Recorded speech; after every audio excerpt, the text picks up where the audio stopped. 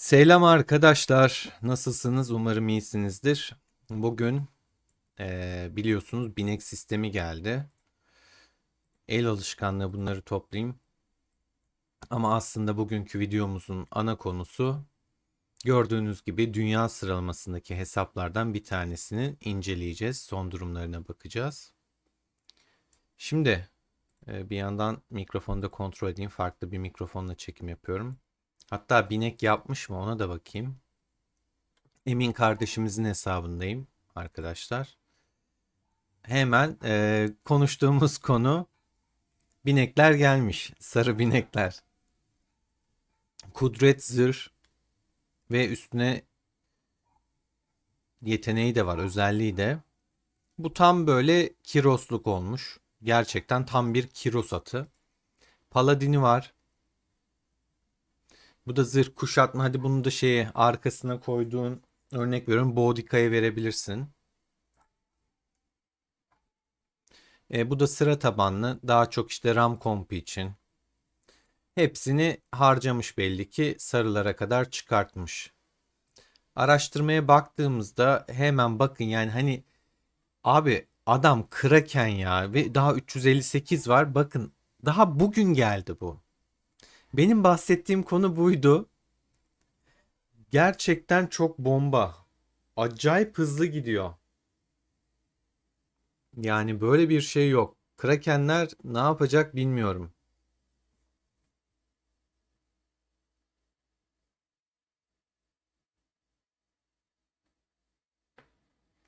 Şimdi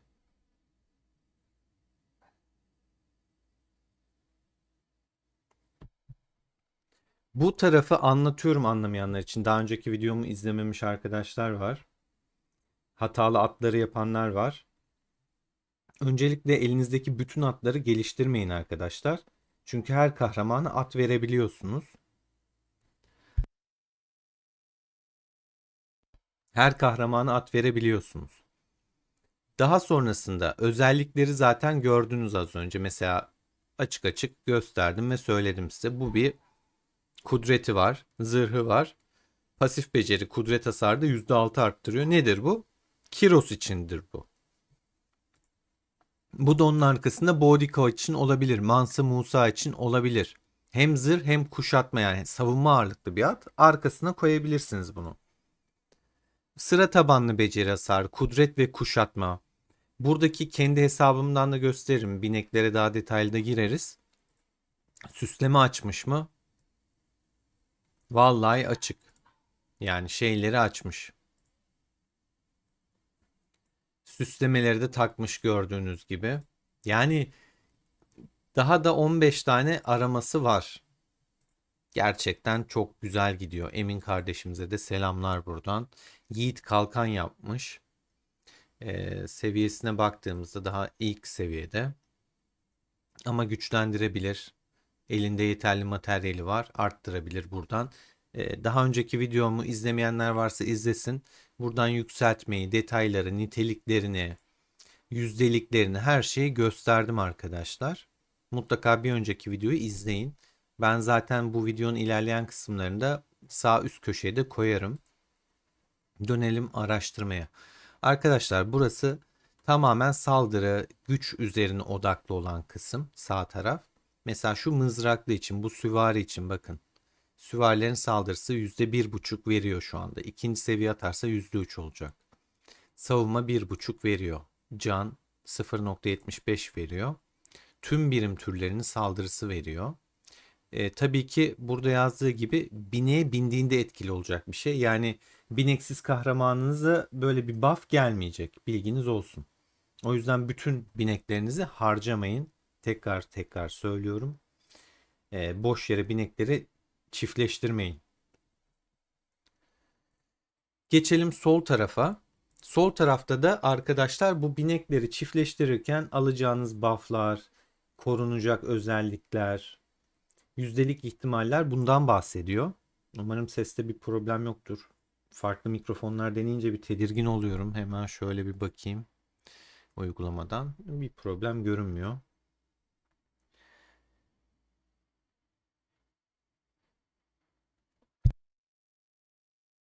Öksürdüm arkadaşlar. O yüzden bir mut aldım.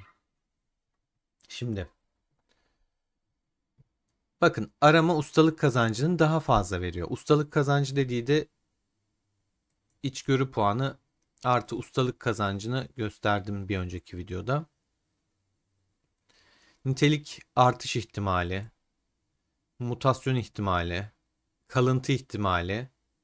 Yani özellikler yok olabiliyor arkadaşlar. Örnek veriyorum, iki tane özellikli bir at birleştirdiniz. Kalkıp tek özellik, hatta hiç özellik olmama ihtimalleri var. Bir önceki videoda onu da anlattım. Burada çok uzatmayacağım çünkü esas hesabı inceleyeceğiz, ama binek geldiği için de bir Kraken'in ne kadar hızlı ilerlediğini size gösteriyorum. Daha birkaç saat oldu.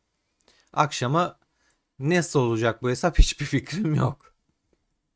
Bakın, sonuna kadar açmış bunların hepsini. Sonuna kadar açmış. Beşlememiş tabii ki ama bahsettiğim şeyi anladınız. Bir hepsini ilerlemiş. Burada da buraya kadar, ilk aşamaya kadar gelmiş. Yani korkunç bir hızda gidiyor. Şöyle baktığında 23.400'de daha doruk var. Atlardan paketi tüketmiş gördüğünüz gibi. Şöyle askerlere bakalım. Şimdi hesap incelememize dönelim. 22.2 milyon askeri var. Bu arada Emin arkadaşımız Krallık 105'te. Sıralamada zaten birinci. Yani dünya sıralamasına baktığınızda da gerçekten iyi noktalarda. Belki ilk 5'te olabilir. Krallıkları bu şekilde 105.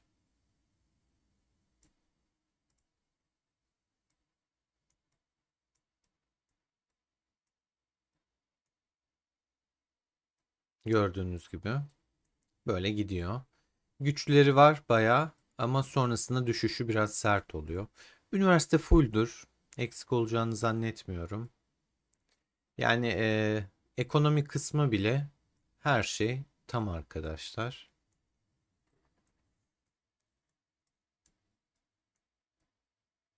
Eksik yok. Ordu kısmı ekonomi fullse ordunun hiç eksik olma ihtimali var mı? Tabii ki yok.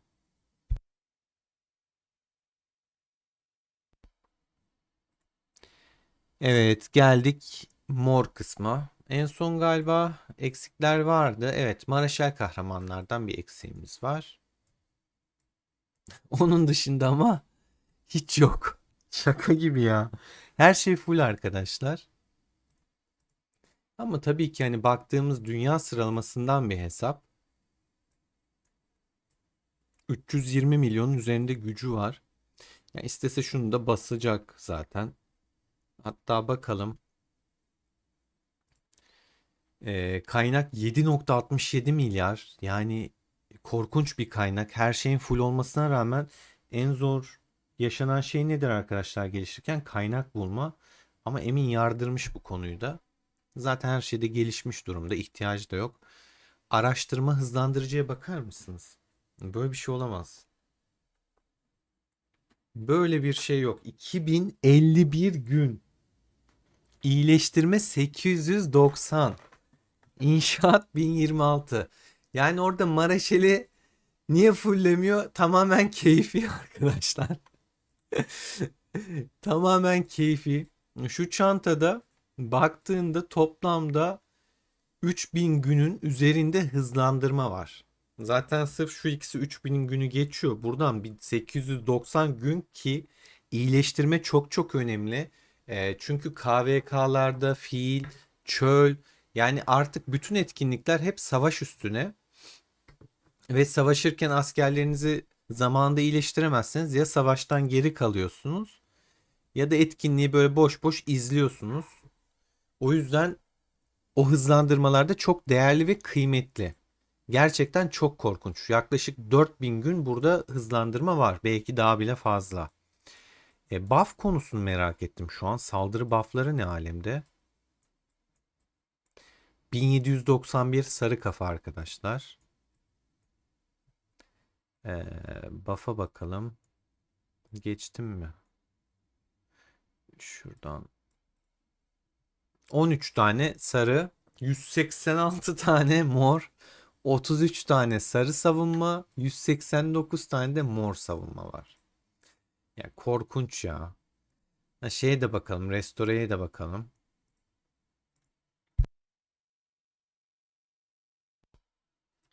Abi adam sol tarafı fulllemiş. Sağ tarafı 2 tane eksik var.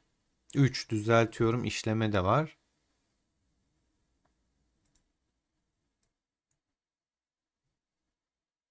Araştırmada bir şey var ki adamın ihtiyacı yok yani. Hani buna basmasa da olur. Her şey full çünkü. Artık teçhizata ihtiyacı olduğunu da hiç sanmıyorum. Birazdan bakacağız. Her şey full diyebiliriz o yüzden. Yani buna ihtiyacı yok zaten. Araştırma yapacak bir şey yok. Teçhizata ihtiyacı yok. Revir işine yarayabilir. Ama kimse belli ki Emin'i o kadar kesemiyor. O kadar asker kaybetmiyor belli ki. Sonuçta bu güçteki adamın da ordusuna saldırdığınızda ya da kapışırken siz 50k asker kaybediyorsanız Emin 10k asker kaybediyor.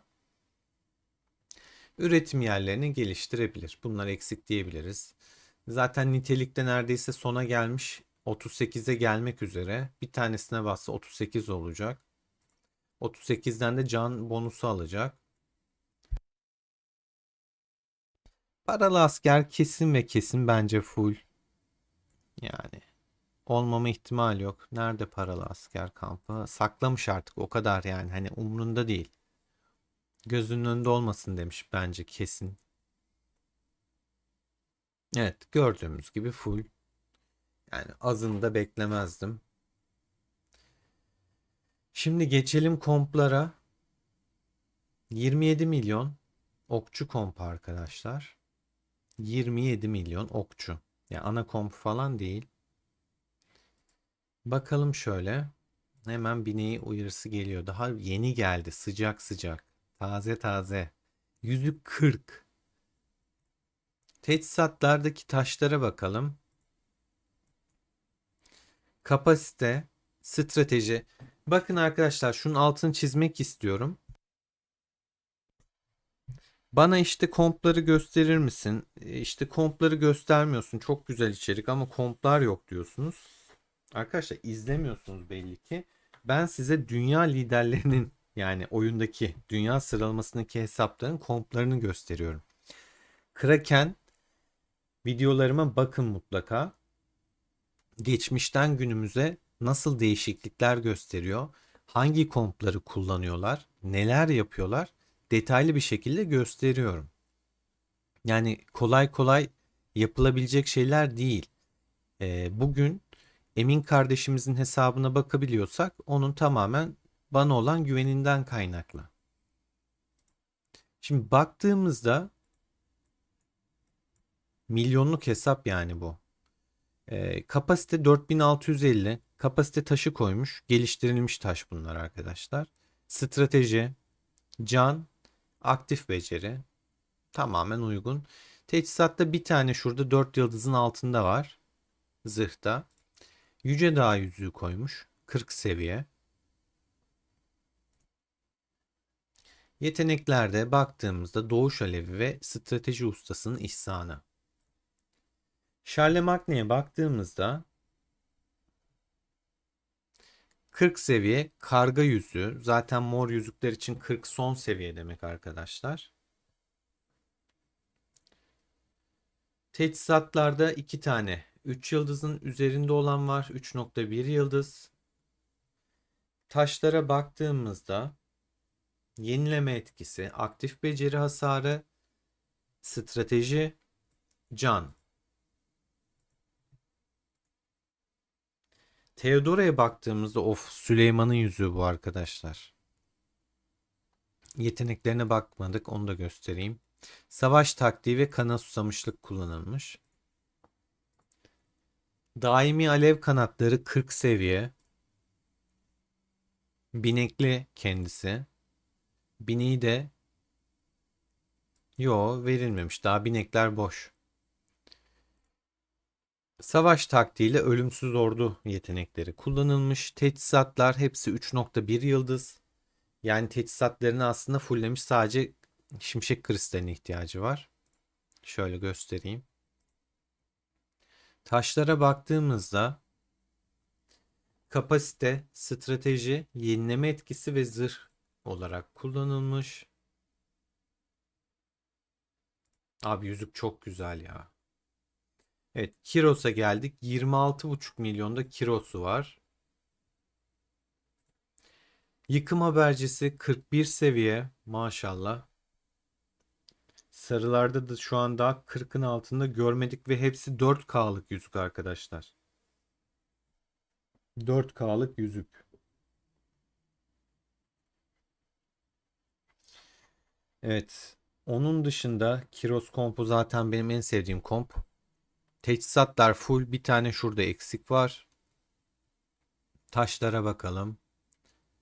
Can, saldırı, pasif beceri, zırh, kudret. Karışık dizilmiş. Yani çok fazla taş kullanılmış. Elde olanları kullanmış olabilir. Gelişmiş taşlar var çünkü. Tüm birim türlerinin saldırısı %7 mesela, çok yüksek bir oran bir tane taş için. Bayağı geliştirmiş. Yeteneği de göstereyim. Bunu farklı yapanı hiç görmedim ben. Kehanetteki çocuk ve zorlu misilleme. Boudica, yaban domuzu yüzü 40 seviye. Full zaten. Teçhizatlar 3.1. Dediğim gibi adamın teçhizatı da ihtiyacı yok. Hep basmış yani. 3.1'in altında görmedik şu an. Nitelik, can, pasif beceri, tüm birim türlerinin savunması kullanmış. Burada da zorlu misillemeyle kralın kılıcını kullanmış. Ben de burada kralın kılıcı yerine hortum kullanıyorum arkadaşlar. Ama kralın kılıcını kullanan çok kişi var. Etkili olduğunu da düşünenler çok. Ama bende hortum süpürmesi var. Öyle bir detay da vereyim.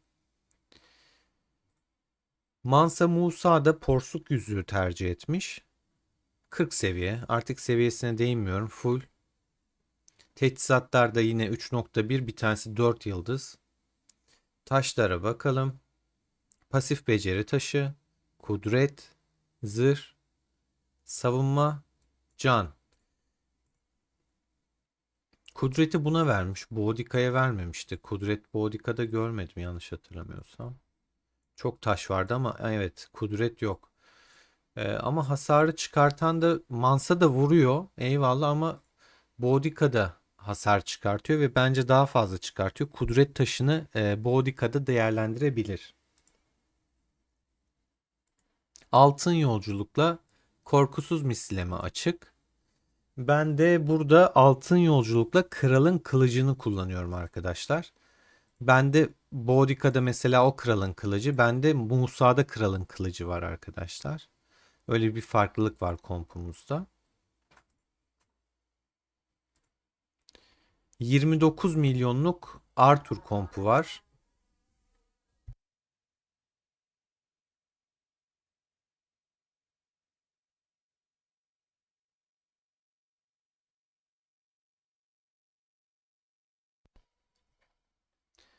Teçhizatlar full, yüzük full, 50 seviye, parıltılı güneş. Arthur'a bu yüzükten başka kullanan hiç kimseyi görmedim. Yüksek moralle hiddetli hücum kullanıyor yeteneklerde. Taşlara bir bakalım. Saldırı %21, aktif beceri hasarı 19.2, can ve kudret taşı takmış. Arkasına Tripuvana'yı koymuş.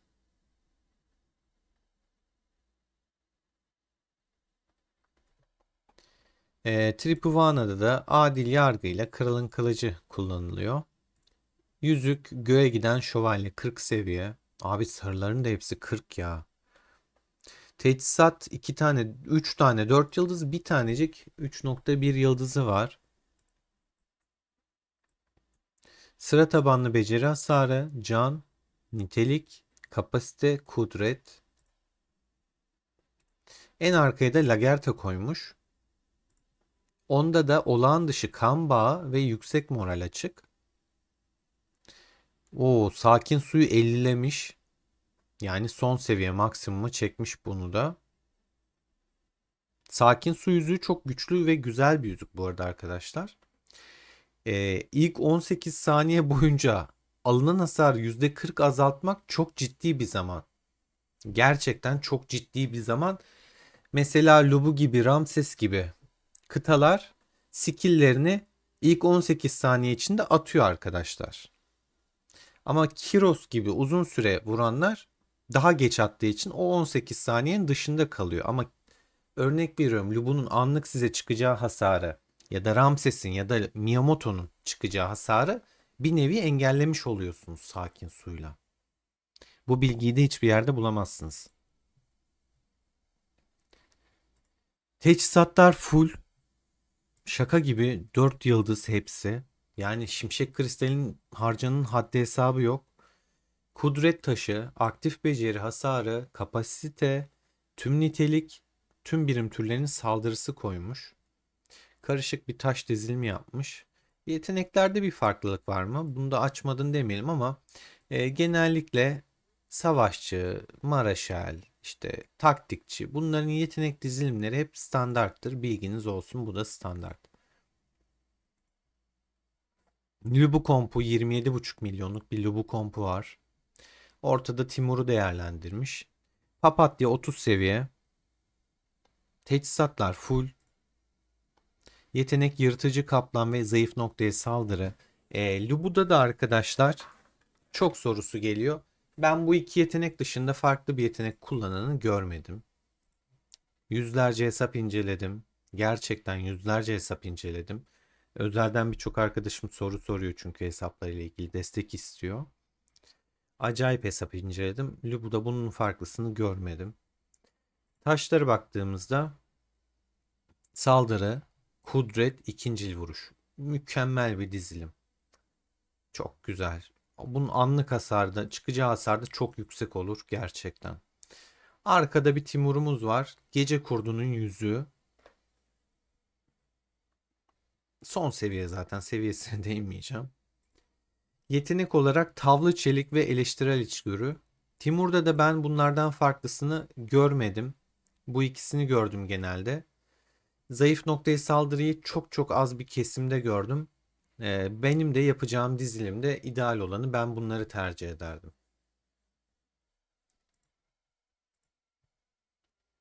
Teçhizatlar full 4'te 4. Taşlara bakalım. Tüm nitelik, kapasite, üf. Kapasiteyi görüyor musunuz? 7000. Normal saldırı hasarı. Arkada bir Atilla'mız var. Doğu Cennetlerin Efendisi var. 40 seviye. Şu hasar arttırmaya bakar mısınız? Korkunç ya. Hani şu buff'ları geçtim, birlik saldırısını falan ver. Şuna bakın. Oradan da deli gibi veriyor da. Teçhizatlara baktığımızda full. Lubu kompundaki bütün teçhizatlar 4'te 4 bu arada. Saldırı. Hadi siz bakın, ben bir kahvemi yudumlayayım.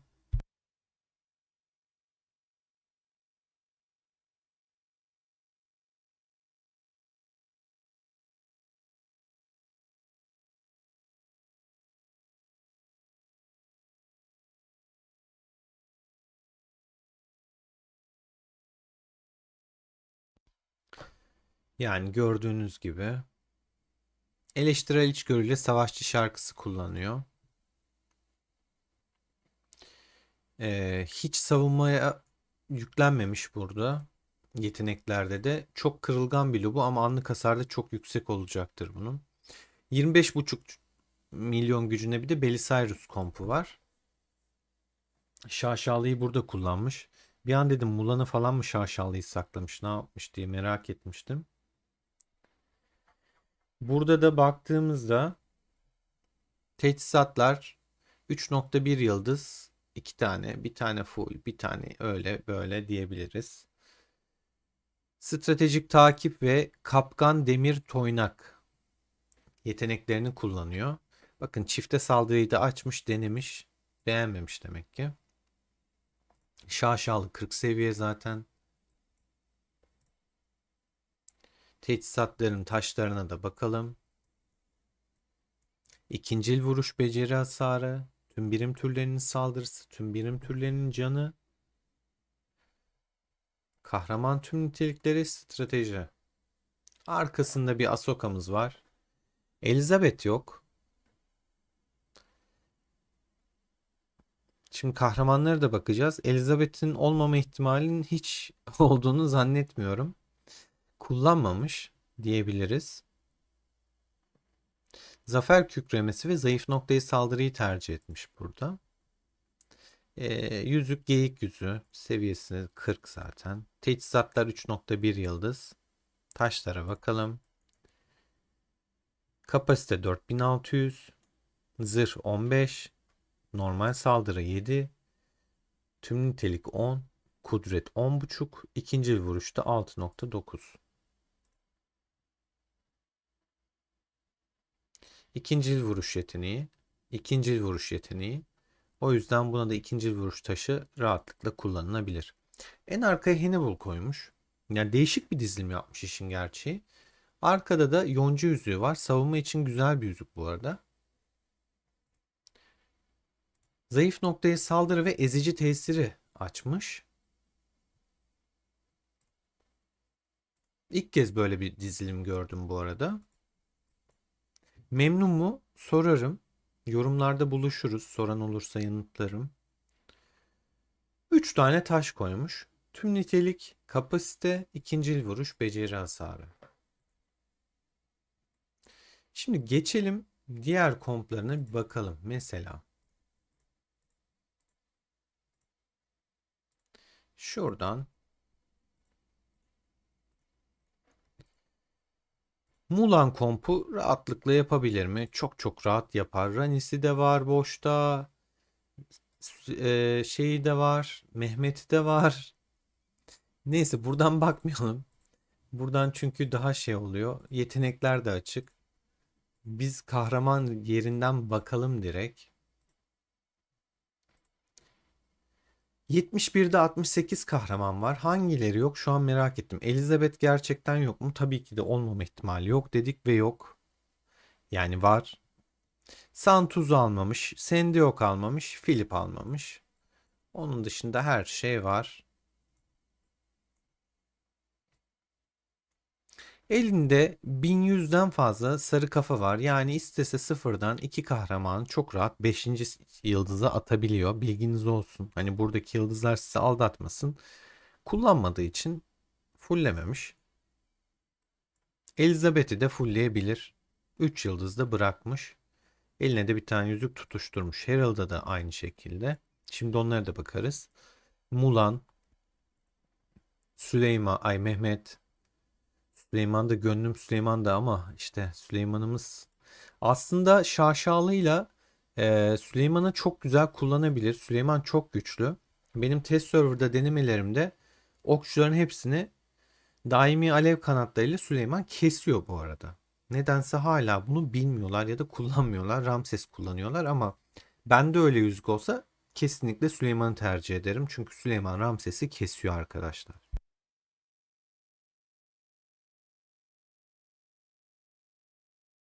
O yüzden burada bence bir yanlışlığı var. Benim öyle bir yatırımım olsa daimi alev kanatlarını 40'layabilsem 40 itibariyle Ramses'i kesiyor. 50'de zaten tutabilene Süleyman'ı aşk olsun. Ki Emin kardeşimiz de yüzüğü 50 seviye çok rahat yapabilir. Rani'si full, Miyamoto'su full, Konstantin'i full, Leonidas'ı full, yani Richard'ı full, Justinian'ı full. Kullanılmayanları söylüyorum. Belavus'u full. Her şey full. Yani bu hesabın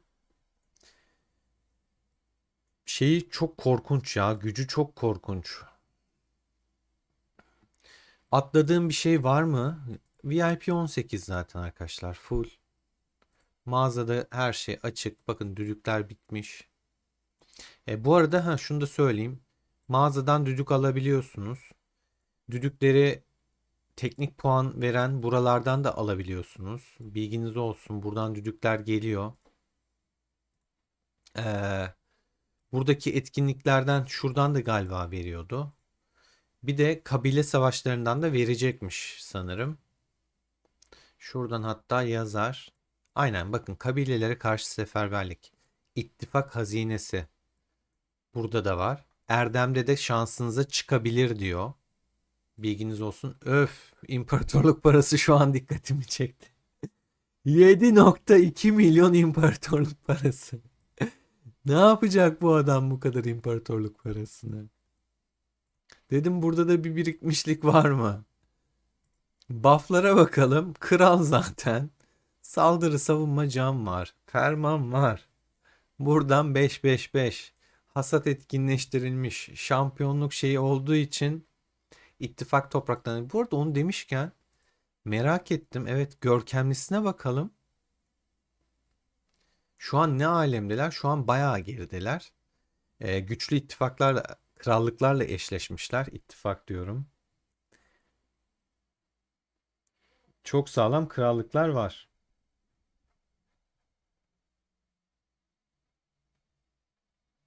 Şöyle bir krallıklara bakalım. Hemen geliyorum.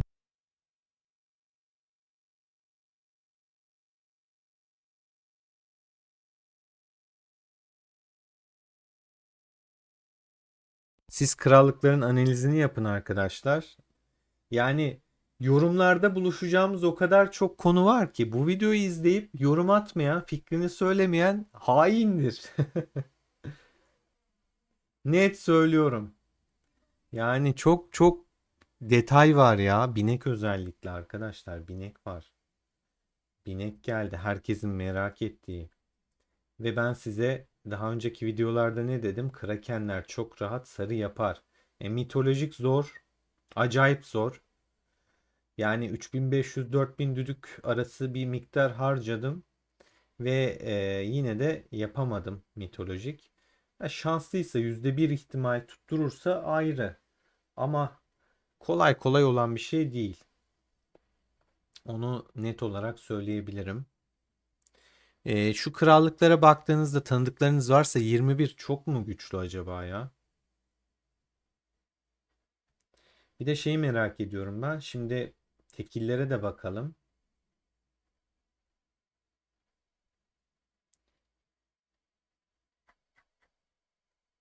Tekillere de geçelim.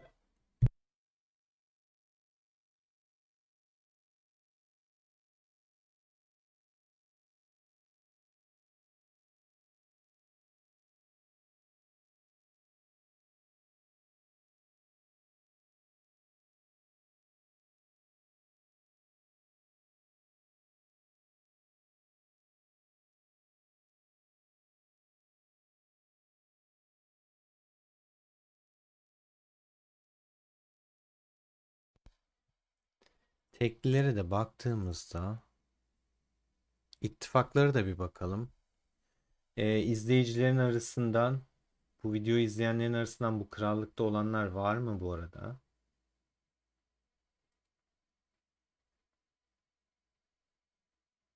Merak ediyorum arkadaşlar. Krallıklarınızdan memnun musunuz? Bir de şu soruyu sormak istiyorum sizlere. Yani göç mü istersiniz, yoksa oyunun göç değil de bazı krallıkları kendisi algoritmik aşamayla birleştirmesini mi? Hani örnek veriyorum, işte 21. krallıkla 2. krallığı birleştirmek, algoritma mesela diyor ki bunda işte zayıflar var, bunda güçler var. Bu iki krallığı eşleştirebiliriz, birleştirebiliriz. Bu tarzda mı bir şey isterdiniz? Yoksa siz yine eskisi gibi, ilk çıktığı biliyorsunuz göç, ama onda kontenjan var, kotalı. Herkes göç edemedi. Kalanlar oldu. İşte seçmeceler oldu. Bazı krallıklar dedi sen gelme, sen gel. Ayrımlar yapıldı. Bazı dağılmalar, bölünmeler oldu. O derece. O tarz bir şey mi istersiniz? Hani sizce hangisini olmalı? Krallıkları birleştirsin mi oyun? Yoksa yine göç mü gelsin?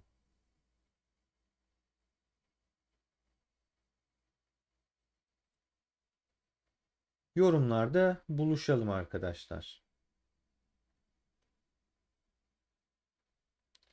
Şimdi ittifakların puanlarına baktığımda bize göre yani bayağı düşük kalıyor. Emin kardeşimizin ittifakı da 9. sırada. Puanlar için gerçi düşük ama kendilerine göre eşleştirmişler. Yani bu krallıkların hepsi demek ki denk gelecek krallıklar birbirleriyle.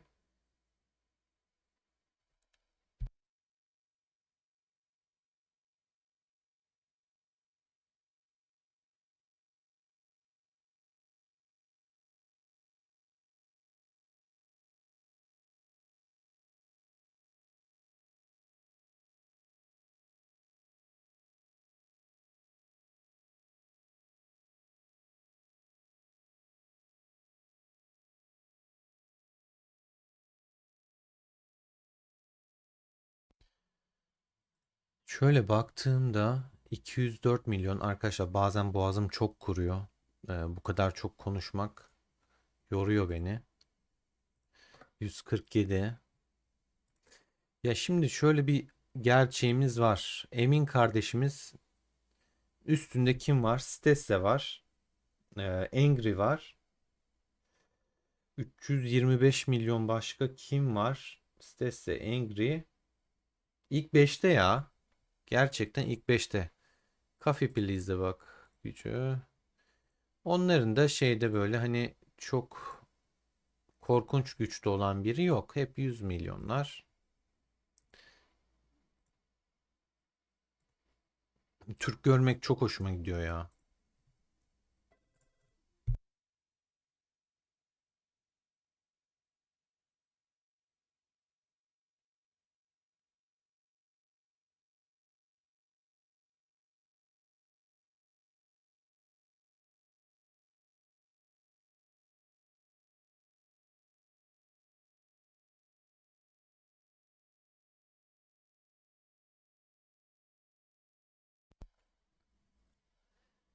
Bunun dışında baktığımızda 320 milyon üstünde olan var mıydı bildiğiniz? Ben de bir arkadaş listeme bakarım. Emin'in listesinde de Froyke var ha. Bizim Froyke var. Froyke'nin Arthur'u daha güçlü mesela. Ama yüzüklerden kaynaklı büyük ihtimal. Ee, ama Emin bence birebir de Froyke'yi alabilir. Alır ya. Diğer kompları falan çok iyi çünkü. Bir de şimdi Binek geldi işte. İşler daha da değişecek arkadaşlar. Binek'le beraber. Neler olacak çok merak ediyorum.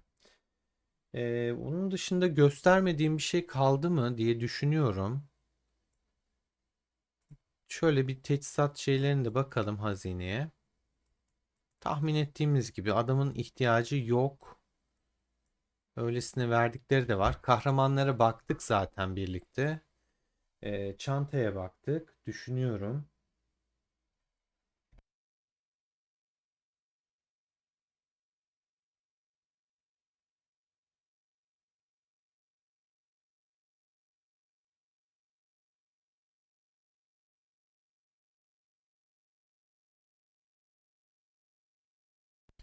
Yani aklıma başka bir şey gelmedi. Asker sayısına da baktık. Sonrasında hani merak edip yazarsanız yorumlarda hani şunu da gösterir misin? Ya da buna da baksaydık iyi olurdu diyeceğiniz varsa ona da bakarız tekrardan. Ya da söylerim, yazarım, cevap veririm yorumunuza. Aklıma onun dışında şu an başka bir şey gelmedi. Taverneye baktık, üniversiteye baktık. Ha bu arada binalara da bir bakalım ama eksik olduğunu sanmıyorum. Her yer 5 restorasyon. Burası 4 kalmış muhafız. Burayı edebilir mi? İsterse eder. Çok rahat. Gördük yani kaç gün var çantasında. Bunları da beşleyebilir. İşin gerçeği hani tamamen bence biraz keyfi ağırdan alıyor. Bunları da bitirirse herhalde oyun sıkıcı bir hal alabilir onun için. İttifaka da yardım edelim gelmişken. Yani önemli yerler şuralar: 5 basılı tutmazsam yok olur. Kasaba 5, üniversite 5, hastane 5. Gayet iyi. Tertemiz. Evet, siz ne düşünüyorsunuz arkadaşlar? Yorumlarda buluşalım. Şu an değirmenleri beşliyor mu? Yo. Bir tanecik işçisi çalışıyor. İşçilerin de şey yapmamış. Boşta. İlginç. Evet arkadaşlar, bu korkunç imparatorluk parasıyla herkese veda ediyorum. Hoşça kalın, seviliyorsunuz. Kendinize iyi bakın.